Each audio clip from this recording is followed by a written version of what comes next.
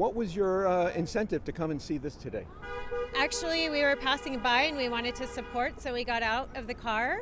And she actually started a hoodie movement to, I'll let her speak about it, but ultimately to stand by all the hostages that are not being supported and do something that the other people can't take away. So we wanted to come stand with Israel. You mean it was a divine appointment? Essentially. It happened to be. We drove by, we were on our way from West Hollywood to Century City Mall, and we saw the Palestinian protesters, and we saw the small Israeli crowd, and we had to stop. I just couldn't not stop. So we parked and hopped out with our hoodies, and here we are. And how did it strike you? I mean, aside from the fact that they clogged the street and you couldn't get through, how did it strike you, the nature, the atmosphere among the protesters? It's more of the same that they always display anytime they get together. It's a very aggressive, very in-your-face, hostile, negative. They want to attack. They're going after someone with their protests. When we gather together, every rally that I've been to, it's completely the opposite. It's full of love. It's full of hope. It's full of support. We're not attacking anyone or saying, F you, F this, we want this. It's just, it's opposite as opposite can be. Well, essentially it's humanity. It's not about a side or a religion or pro this or pro that. It's pro human beings. Like, everyone has the right to live. No one has the right to kill for any reason. So, I mean, just to stand with people who are like outwardly loving and to battle the darkness with the light, that's ultimately what we're here to do. But they're claiming that they want a ceasefire rather than surrender. If they're concerned with the Palestinians, why are they talking to the enemy? Why don't they talk to the leadership of Hamas to get a surrender, and wouldn't that solve the problem?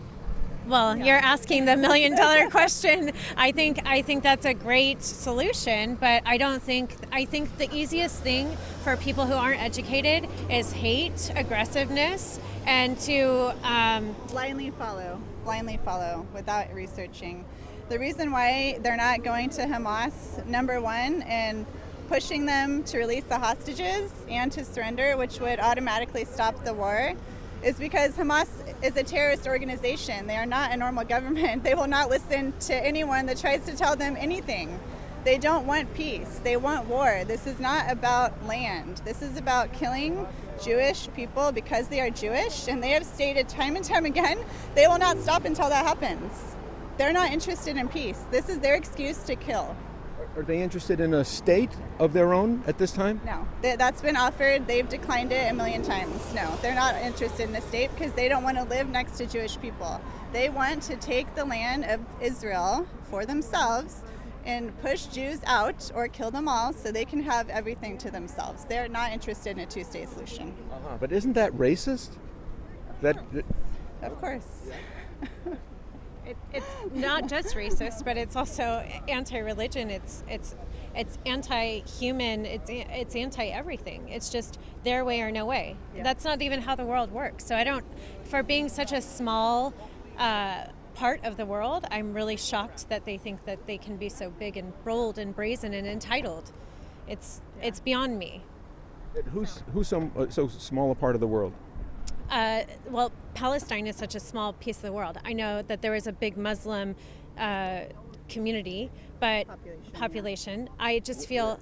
You mean in Palestine? Just in the world. In the world, overall. I think there are a lot of other religions that are not acting like this. And they understand that there is peace amongst the world. Like there's an order to how we live our lives, and they are just completely, just like they protest, they completely go against all the rules, and they expect to have that entitlement to do whatever they want, and that's not how it works. How did they go against the rules?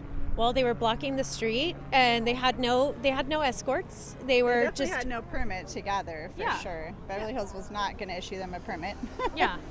And also for them to be, I know that there's laws and ordinances against noise violation. They clearly broke those.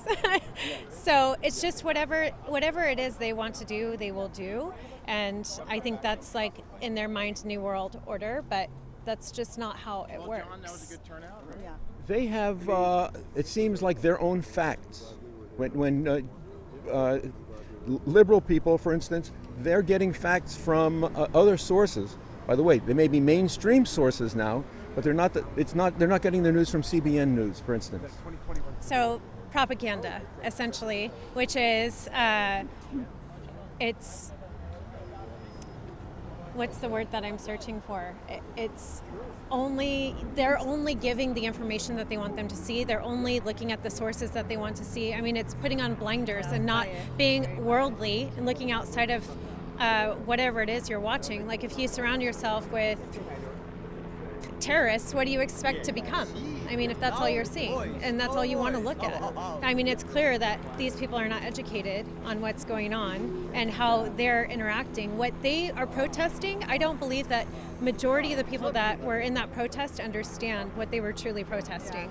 Anti-Semitic, anti-Semitism is what they were protesting, but they think that they're protesting for the lives of Palestinians, which I think that's great. Yeah, people's lives matter. All lives matter. But that's not what they're protesting. So I think people just ultimately need to be educated and do a little more research outside of their normal local news or whatever it is that they're watching. Now, this is a conjunction of what they call the leftist movement, those who support Black Lives Matter. In fact, you see Arabs for Black Lives Matter, and you'll see Black Lives Matter for Palestinians. But the Palestinians, as you mentioned, they're only a small part of the war against the Jews, right? This is a pan-Muslim, I mean, even from Indonesia and Malaysia, there's this war against Jewish Israel. They're copying Minister Farrakhan and Jeremiah Wright. Of course, they call Minister Farrakhan is a Christian reference, right? Even though it's Nation of Islam, and they're saying they're using Christian prayers, for instance. They're inspiring the crowd. The crowd was inspired by saying the Lord's Prayer, for instance. The crowd.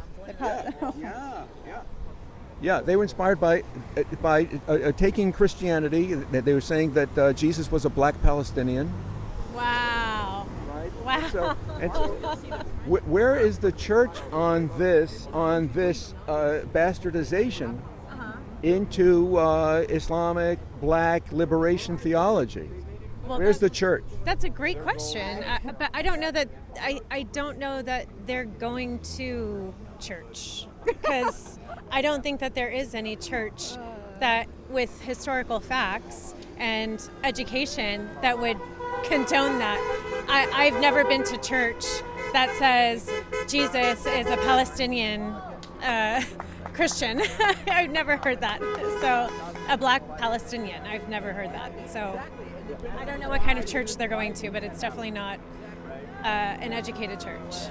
But do you think that the church leaders ought to be more concerned about them, this movement hijacking Christianity into this? I mean, you could say in San Diego, is it the large church is called?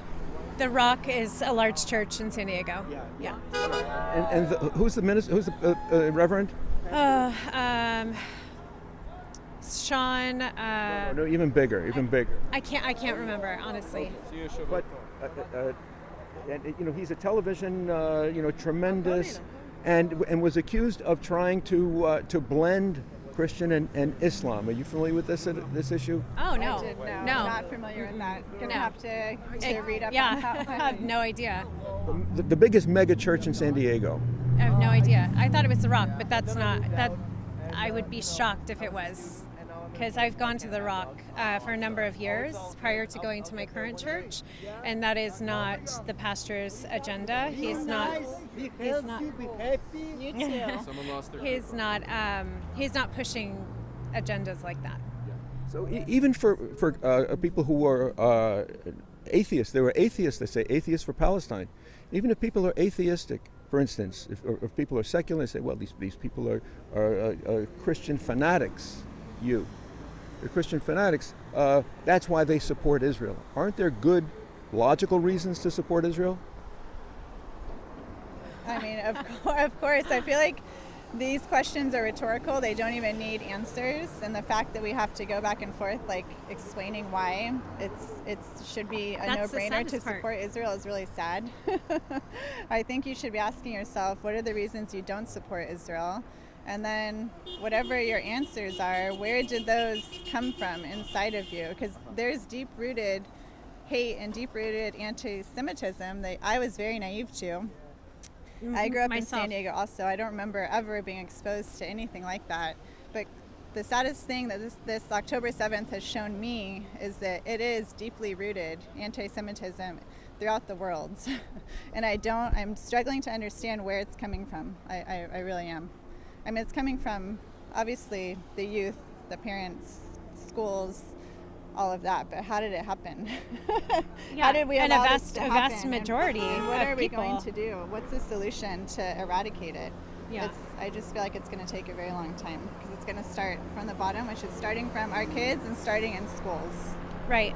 But also the thing that's different now between when Israel and Palestine were initially at war is we have social media. So now it's a widespread issue and everybody and anyone can get involved. Whereas before it was very isolated and not a lot of people were aware. So because of the divisiveness amongst government and sides, just everyone is having to take a side no matter what, whether it be Black Lives Matter, Lives Matter, Palestine, Israel, everyone is being segregated into a group so that we are divided and we are weakened. And I think if we were to just take a bigger look at how to become a collective, uniform, loving community to get the word across that hate is not going to win, then I think that would be like our first start. But I think we're allowing this to happen.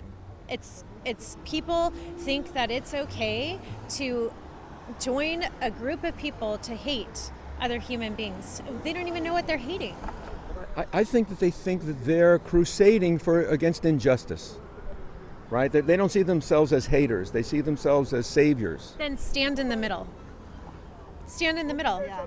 Don't pick a side, because ultimately that's the ground you want to be on. That's neither side.